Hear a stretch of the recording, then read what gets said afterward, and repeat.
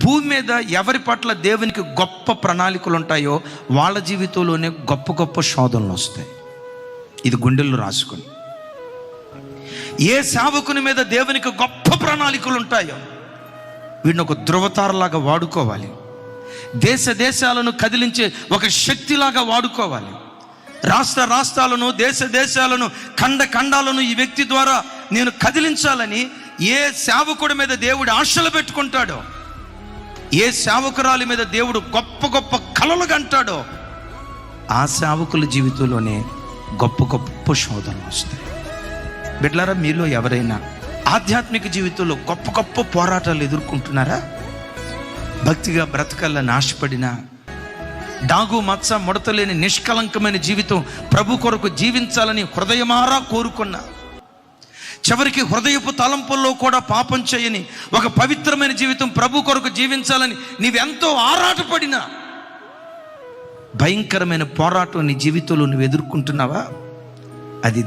అది దేనికి నిదర్శనమో తెలుసా?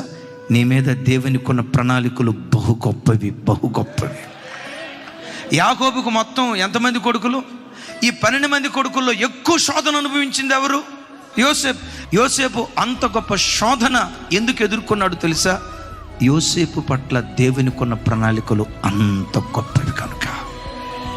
బిడ్డలారా, నీ మీద దేవునికి ఉన్న ప్రణాళికలు గొప్పవి కాబట్టే సాతాను పదే పదే నిన్ను టార్గెట్గా పెట్టుకొని, సాతాను పదే పదే నిన్ను గురిగా పెట్టుకొని ఈ బిడ్డను ఆధ్యాత్మికంగా పడగొట్టాలంటే ఏం చేస్తే ఈ బిడ్డ భక్తిలో పడిపోతుంది, ఈ సేవకురాలు ఏం చేస్తే భక్తిలో నుంచి వైదొలిగిపోద్ది, ఈ బిడ్డ పట్ల దేవునికి ఉన్న ప్రణాళిక నెరవేర్చబడకుండా ఉండాలంటే ఏ పాపంలో పడేయాలి, ఏ శోధంలో పడేయాలి, ఏ అపవిత్రతలో పడేయాలని ఎవరి మీద దేవునికి గొప్ప ప్రణాళికలు ఉంటాయో వాళ్ళనే సాతాను వెంటాడుతాడు. జాగ్రత్త.